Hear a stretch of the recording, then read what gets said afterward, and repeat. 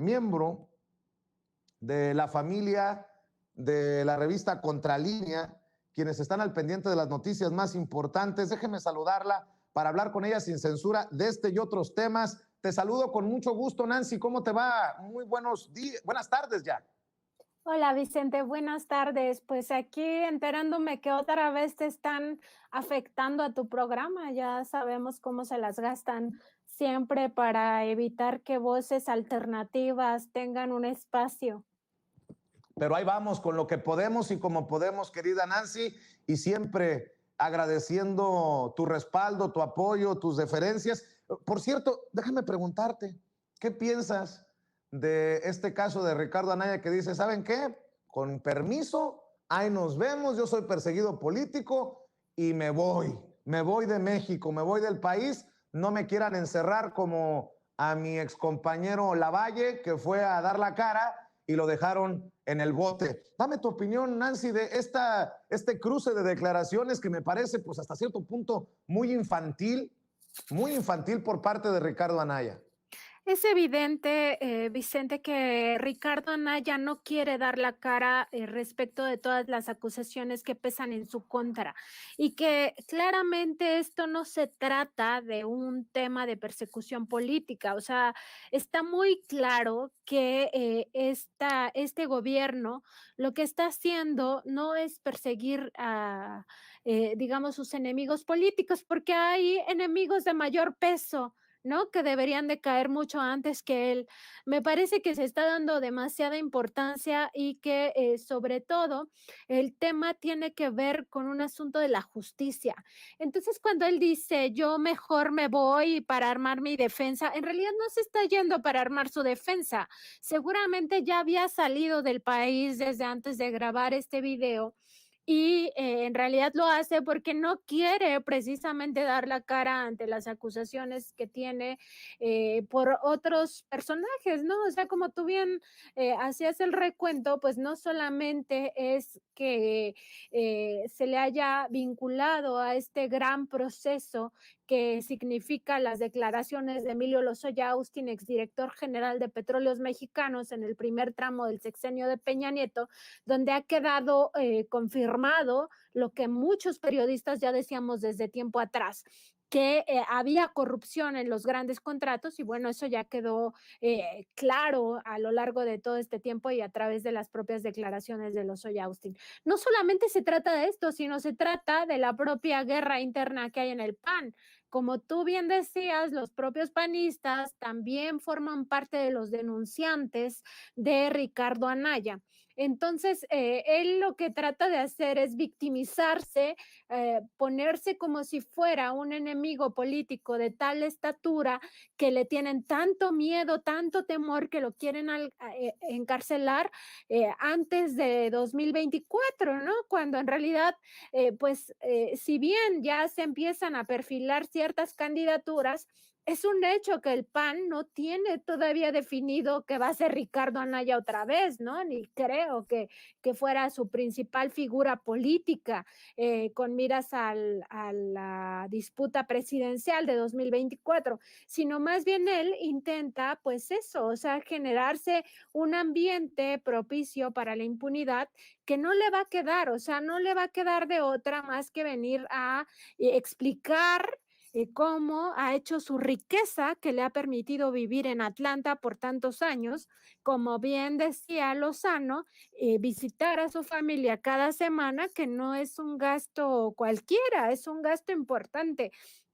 Y sus cargos que ha tenido, sus cargos públicos, pues no le daban para generar tal riqueza y tampoco se le ubica como una persona heredera de una gran fortuna, ¿no? Entonces, que explique de dónde ha salido toda su riqueza, de dónde ha salido todos sus recursos y si, como él dice, es inocente, pues que dé la cara. O sea, ese es el único camino posible y viable ante unas acusaciones, denuncias que pesan en su contra en en la Fiscalía General de la República, antes Procuraduría General de la República, porque estos procesos evidentemente vienen desde el sexenio de Peña Nieto.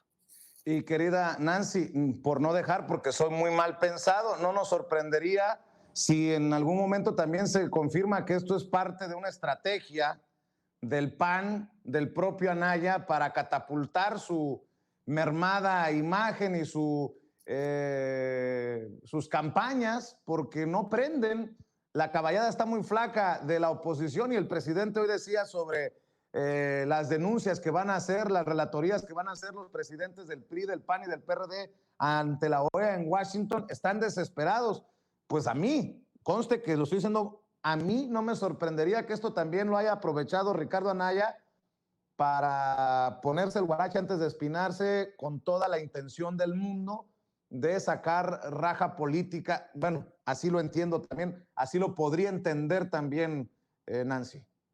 Sí, o sea, sin duda ellos lo que intentan es precisamente generar figuras y además generar controversias de este tipo. A mí lo que me llama la atención del video de Anaya es, digamos, el tono que emplea.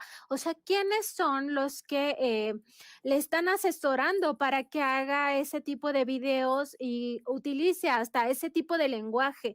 En realidad me daba risa, o sea, lo estaba viendo y parecía que era una broma, porque él parece una broma, o sea, de verdad que no tiene solidez política para aspirar siquiera a la candidatura presidencial del PAN, y no porque tenga muchos, digamos, contendientes el Partido Acción Nacional, pero sí porque este personaje ha resultado muy menor en términos políticos, políticamente hablando, ¿no?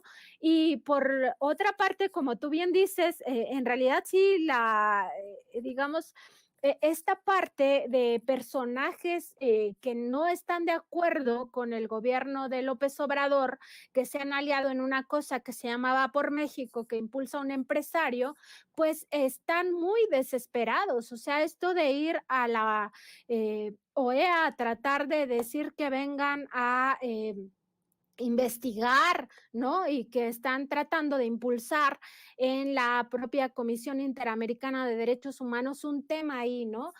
Pues en realidad los únicos perjudicados de que instancias internacionales vengan a investigar el tema de la sociedad entre el narcotráfico y la política y sobre todo los gobiernos, pues son ellos, o sea, son el PRI y es el PAN.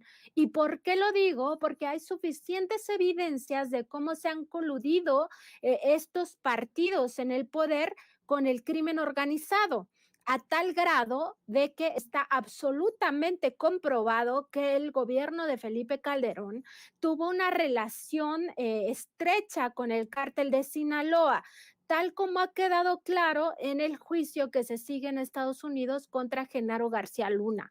Ese no es la única evidencia, o sea, durante años los periodistas hemos estado dando cuenta de cómo se aliaron los gobiernos priistas, panistas con el crimen organizado. Entonces, si se quiere una investigación seria de instancias internacionales, que se empiece por esa colusión que hubo tanto en el sexenio de Peña, incluso en el sexenio de Vicente Fox y después sexenio de Calderón, para revisar cómo está este tema. O sea, ellos son los que han llevado a este país a esta profunda crisis humanitaria que estamos enfrentando aún. Entonces, me parece que si ese es el punto, pues que se comience por esos sexenios atroces que hemos padecido en el pasado. Oye, querida Nancy, y ya que estamos hablando de estos personajes, también hay que decir que en algún momento Felipe Calderón se fue del PAN por culpa de los Ricardo Anaya, de los Marco Cortés, de todos estos personajes, y ahora son precisamente los expresidentes Felipe Calderón, Vicente Fox, los que están saliendo a defenderlo de el autoritario, del dictador, dicen Andrés Manuel López Obrador. Pugnas internas, señalabas en medio de ustedes las revelaciones que presentan de Wikileaks. Estaba viendo esta entrevista que le hacen a Álvaro Delgado, a quien hay que reconocerle como el hombre que ha estado poniendo el dedo en la llaga en ese tema por años desde sus trincheras. Y bueno, pues cosas de la vida en tiempos de estas revelaciones, en tiempos de jaloneos. Viene también esto que podría ser como un cerrar filas en el panismo por Ricardo Anaya y te digo, en medio de esta investigación que ustedes publican y de todo lo que los trapitos sucios que están saliendo? Es que así desesperados están, Vicente. O sea, ese es el grado de desesperación que los está caracterizando en este momento.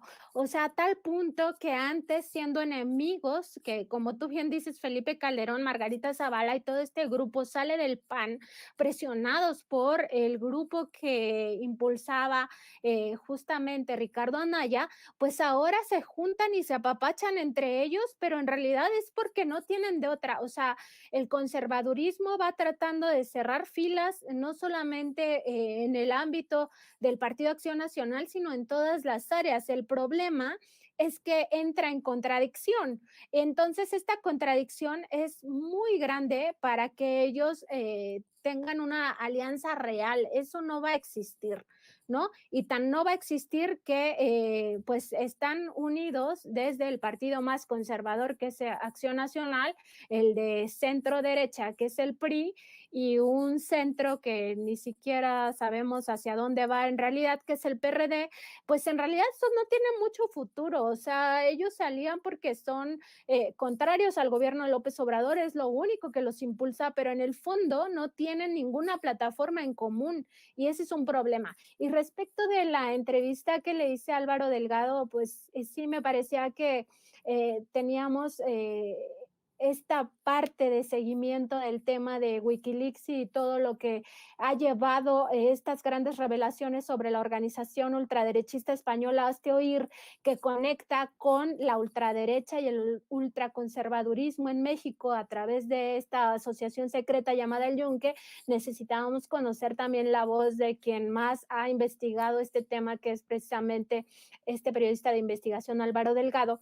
Y pues él lo que nos comenta es que ya quedaron tan lampareados, evidentemente desde que se empezó a dar a conocer esta información en sus propias investigaciones y ahora en términos internacionales, que pues él le augura ya prácticamente la muerte a esta asociación secreta o su trascendencia a una vida abierta y pública, ¿no? Que ahí se ve un poco complicado porque quienes han impulsado toda esta sociedad secreta pues han cometido crímenes, han incurrido en delitos, ¿no? Entre ellos la corrupción de menores y el abuso de menores de edad, a los cuales reclutaban, les lavaban el cerebro, los involucraban en cosas e incluso espiaban a sus padres por órdenes del Yunque.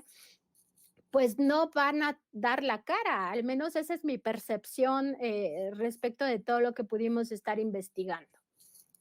Pues estamos al pendiente de lo que siguen publicando sobre el Yunque. Estaba viendo precisamente estos últimos reportajes, estos últimos elementos de esta investigación de largo aliento que se publica en la revista Contralínea. ¿Algún otro tema que veas que hay que prestarle atención en los próximos días, querida Nancy Flores?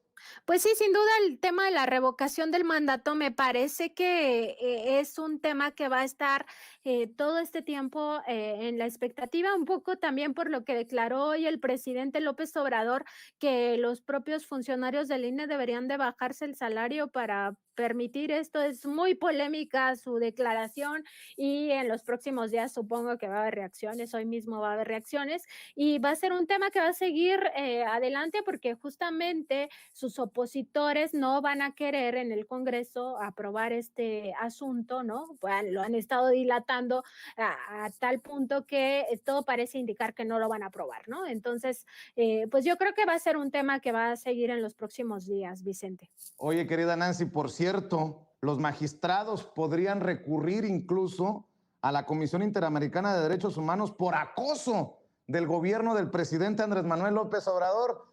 Diría por ahí un diputado, me tiro por la ventana. Pues es parte de lo mismo, Vicente, o sea, de cómo ellos no, o sea, nada que implique retirar sus canonjías les cae muy bien, ¿no? Entonces han estado totalmente en contra de todas las políticas de austeridad, etcétera, y ellos ya lo manejan, lo plantean como un acoso, cuando en realidad se trata de un tema de justicia. Estamos en un país con más de 60 millones de personas en pobreza, donde no puede seguir habiendo una élite privilegiada nada a costa del erario nacional, ¿no? Que se gane cualquier cantidad de prebendas y que además se llame acosada. O sea, de verdad ya es el ridículo total. Así es, Nancy. ¿Dónde pueden leer más sobre esta investigación del Yunque? ¿En dónde pueden leer lo que publicas en este equipo de la mano del director de la revista, Miguel Vadillo, al maestro Miguel Vadillo, a quien le mando un abrazo, lo mismo a Erika, a Sósimo? ¿Dónde pueden leerlos? ¿Dónde pueden buscarlos? Y también para que te apoyen en redes sociales, directamente a ti, Nancy. Sí, gracias, Vicente. La página es www.contralinea.com.mx y en Twitter estamos como @contralinea. A mí me encuentran como @Nancy_contra. Y pues ahí están todos nuestros materiales, no solamente el Yunque, sino todas las demás informaciones. Te agradezco mucho el espacio, Vicente. Muchas Gracias, gracias. gracias por la solidaridad también, Nancy, y qué bueno que estás aquí como podemos, pero sin detenernos. Un abrazo, Nancy, saludos a todos. Saludos también a todo tu equipo. Un abrazo. Saludos a tu auditorio. Adiós. Gracias, Nancy Flores, corresponsal, miembro de esa familia a la que respetamos y admiramos de la revista Contralínea. Déjeme ir con Carlos Pozos, conocido en las redes sociales como Lord Molécula. Ya llegó con el resumen de una mañanera que hoy sí, creo que será de las que queden para la historia. Hoy no tuvo desperdicio. Carlos, adelante con el reporte. Estimado Vicente, auditorio de Sin Censura.